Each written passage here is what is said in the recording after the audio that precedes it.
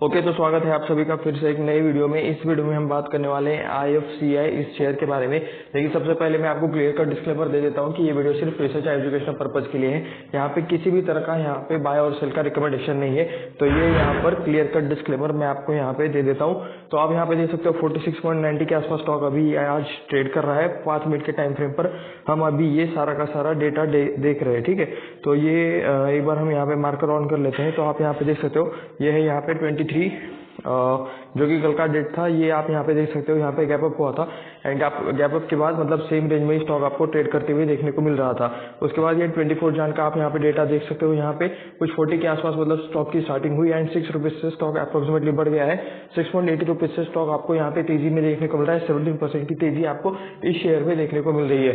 अब तक तो मतलब मुझे कोई यहाँ पे रीजन नहीं मिला है कि मतलब इसके पीछे मतलब स्टॉक पे कोई न्यूज आई हो या फिर किसी तरह का कुछ अनाउंसमेंट आया हो कंपनी की तरफ से। तो अगर आपको पता है तो नीचे आप कमेंट में जरूर लिख देना। लेकिन हम यहाँ पे इस शेयर में इस शेयर के फंडामेंटल्स कैसे हैं, क्या सारी चीजें हैं, तो ये यहाँ पे हम चेक करने वाले हैं इस वीडियो में। तो इस वीडियो के एंडिंग तक बने रहे।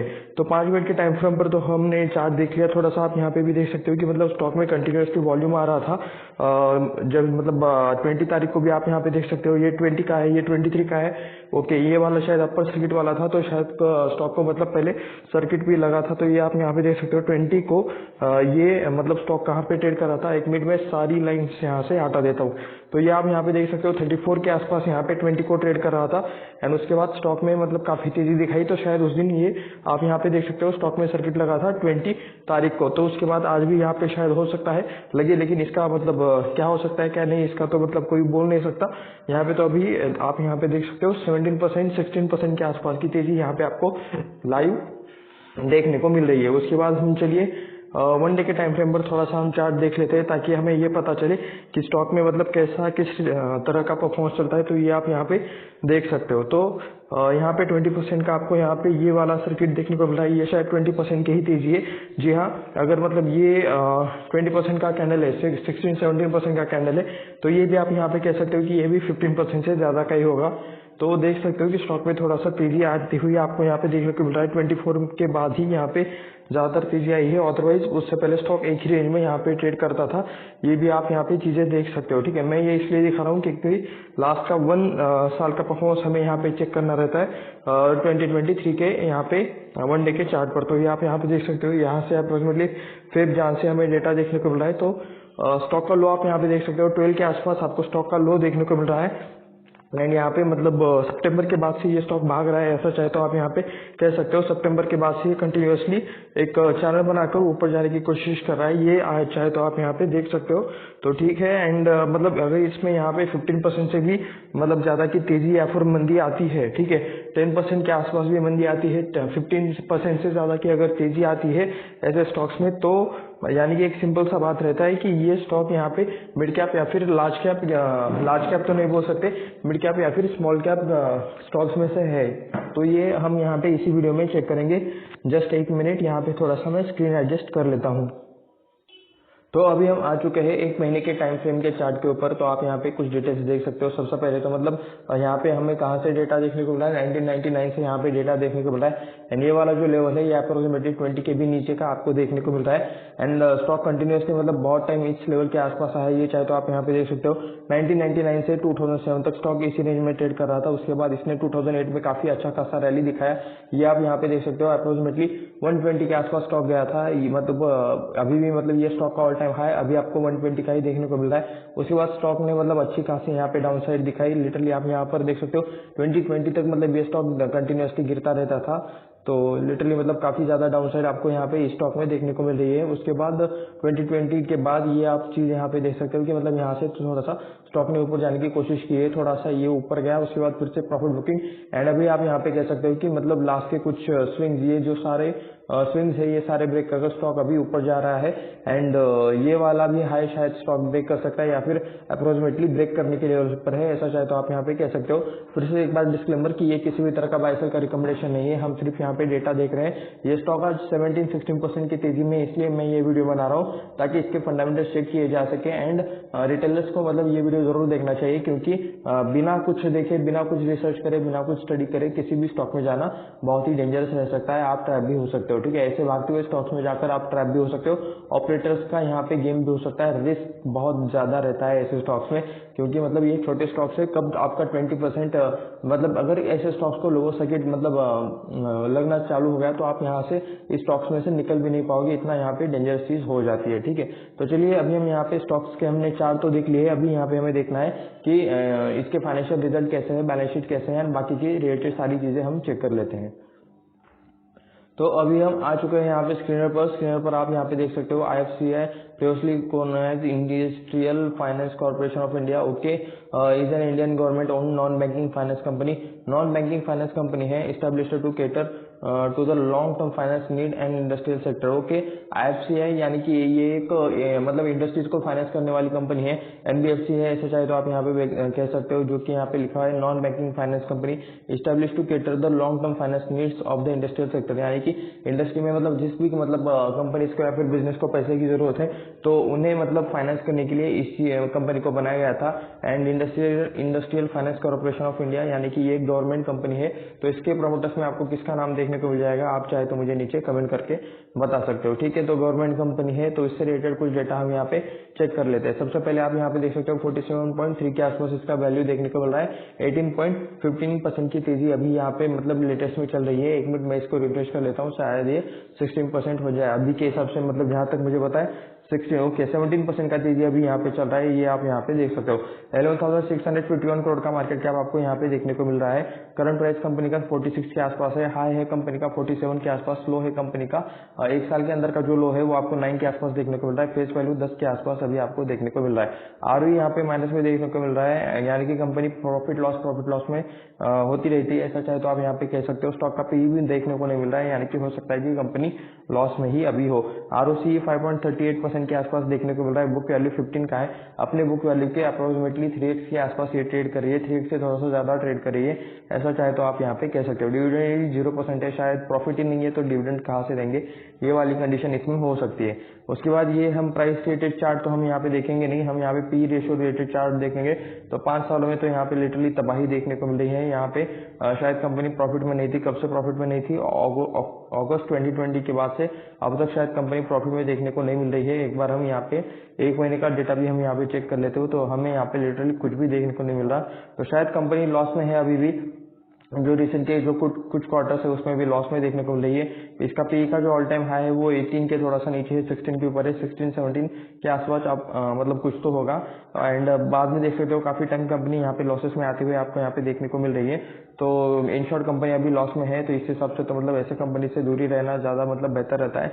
लेकिन इसमें मतलब आज 18% की इतनी ज्यादा अचानक तेजी क्यों, ठीक है। स्टॉक ट्रेडिंग है 2.64 times of its book value, यानी कि अपने जो मतलब शेयर प्राइस बुक वैल्यू के अपने 2.64 टाइम्स, जो कि हमने कहा था कि अप्रोक्सीमेटली 3x ट्रेड कर रहा है। तो आप यहाँ पे देख सकते हो एग्जैक्ट 2.64 टाइम्स अपने बुक वैल्यू के ट्रेड कर रहा है। Company has low interest coverage ratio, company के ऊपर किसी तरह का लायबिलिटी या फिर लोन रिलेटेड चीजें रहती है, ओके। ये कंपनी फाइनेंस रिलेटेड ही काम करती है, तो ऐसे कंपनीज में आपको लोन रिलेटेड चीजें ज्यादा देखने को मिलती है। उस रिलेटेड इंटरेस्ट का एडजस्टमेंट भी आपको यहाँ पे देखने को मिल जाएगा, जो कि शायद हमें नीचे प्रॉफिट एंड लॉस स्टेटमेंट में देखने को मिले।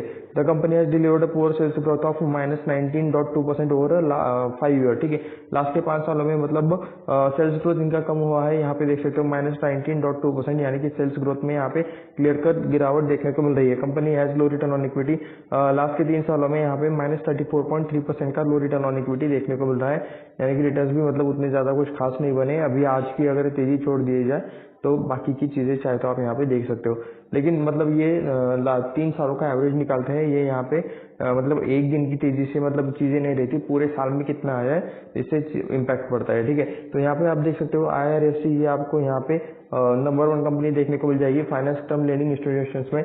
तो IRFC कौन सी कंपनी है ये आप सभी को पता है, इंडियन रेलवे से जुड़ी कंपनी है। इसका अभी का प्राइस 169 चल रहा है, 36 का इसका PE चल रहा है, एंड यहाँ पे 2,21,000 के आसपास इसका मार्केट कैप देखने को मिल रहा है, 2,21,798 करोड़, ठीक है। वो करोड़ का बोलना मैं भूल गया, तो 2,21,798 करोड़ के आसपास इसका मार्केट कैप देखने को मिल रहा है। तो काफी बड़ी कंपनी है IRFC।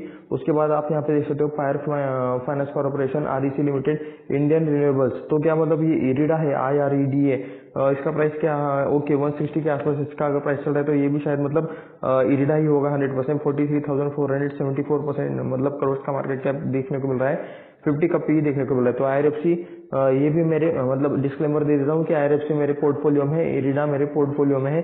IFCI के बारे में तो मैं अभी फर्स्ट टाइम सुन रहा हूँ, इससे पहले मैं इस कंपनी को कभी ट्रैक नहीं करता था। और अभी भी मतलब ये जो रिजल्ट्स देखे मैंने कि कंपनी लॉस में है, वो देखकर मेरा तो मतलब इरादा नहीं है कि इस कंपनी में जाने का। आपको आपका खुद का डिसीजन लेना है, मेरे डिसीजन से आपका कोई लेना देना नहीं है, ये मैं क्लियर का डिस्क्लेमर आपको दे देता हूँ।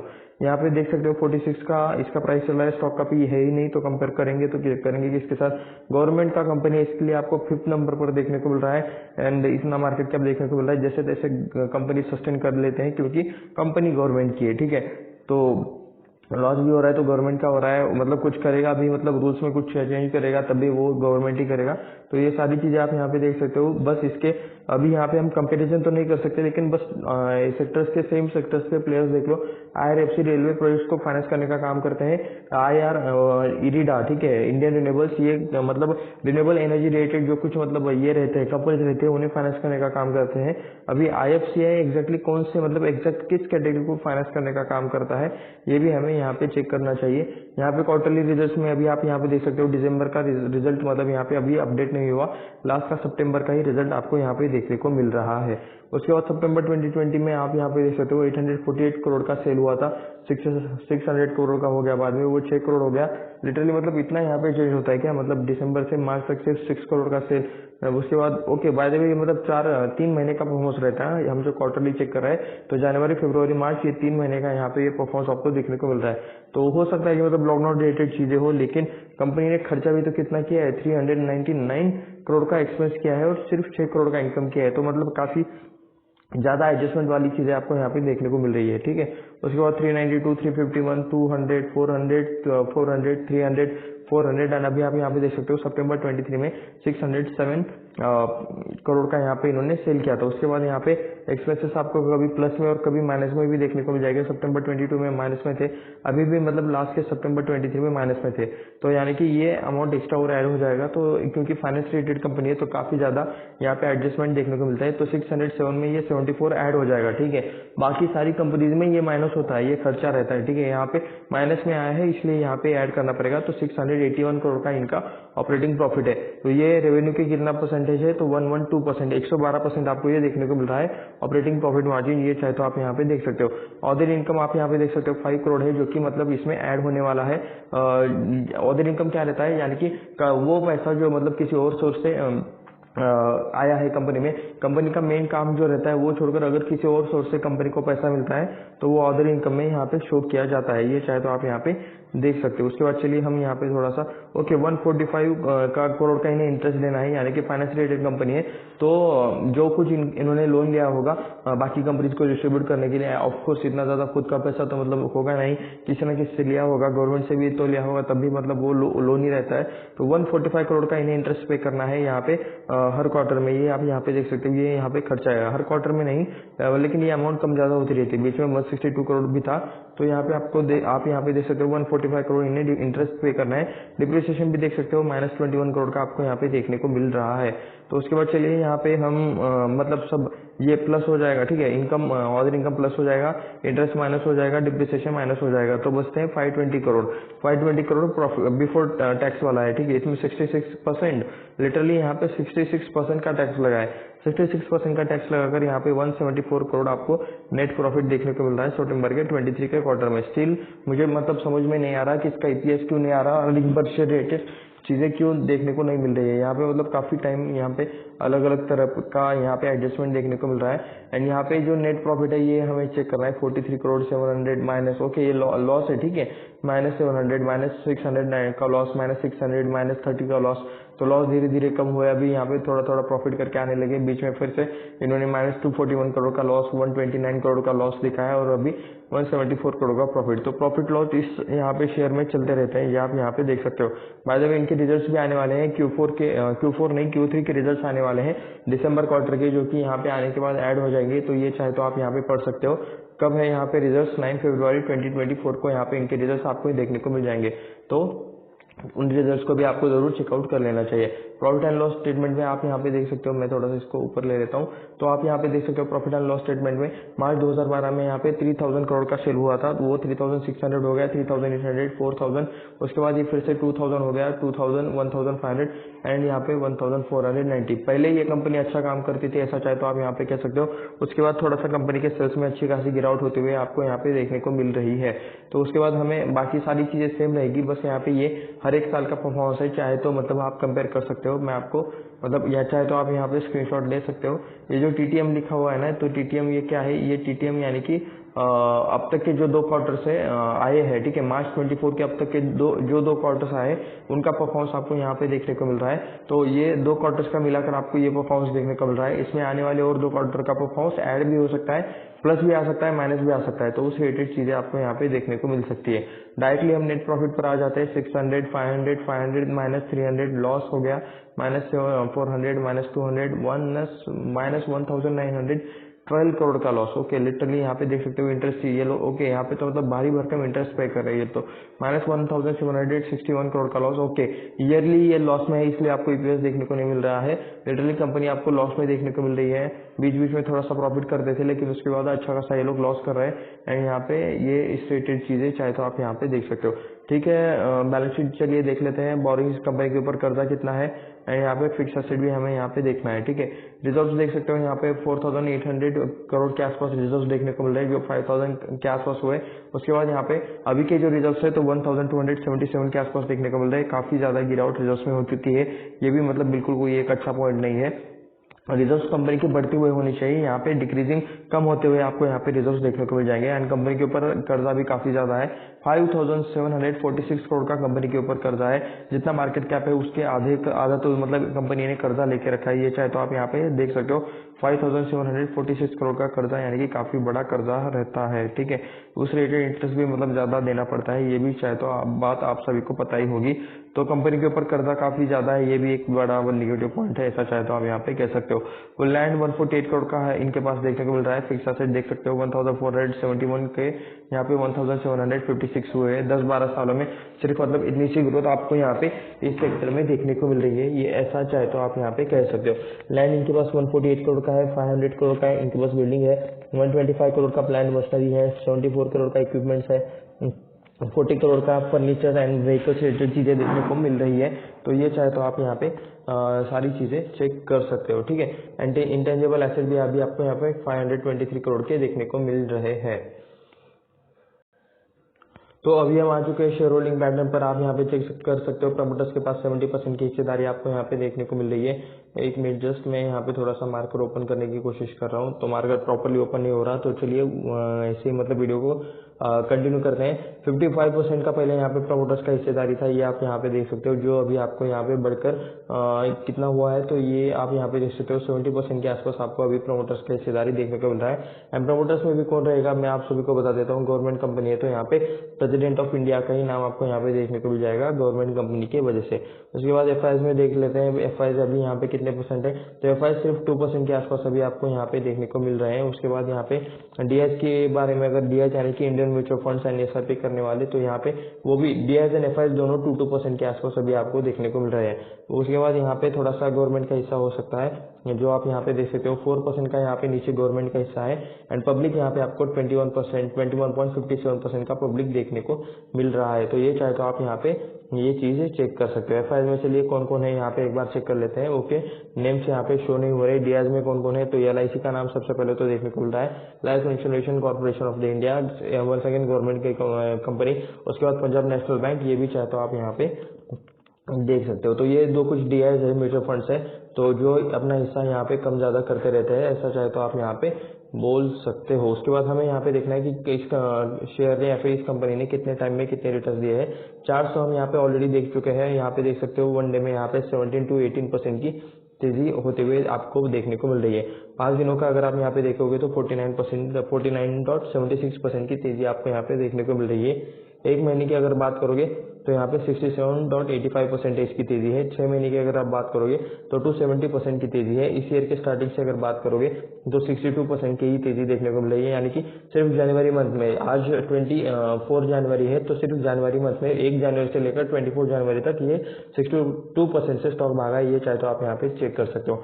एक साल में इसका कितना तेजी है, तो 261% का तेजी है। 5 सालों की बात करोगे तो 244% की तेजी है। यहाँ पे सबसे बढ़िया मेन चीज देखने को मिल जाएगी, मैक्स में आप यहाँ पे रिटर्न्स देख सकते हो कि मतलब सिर्फ 179% के रिटर्न्स आपको यहाँ पे देखने को मिल रहे हैं। एंड लिटरली किसी ने अगर मतलब इन बड़े लेवल्स पर खरीदा होगा, ये वाले लेवल्स पर, तो लिटरली उसका तो अच्छा खासा कैपिटल जा चुका होगा, ये चाहे तो आप यहाँ पे कह सकते हो। ठीक है, मैं यहाँ पे मैं आपको दिखा देता हूँ। ठीक है, तो लिटरली उसका 70, 60, 80% के हिसाब से कैपिटल जा चुका होगा।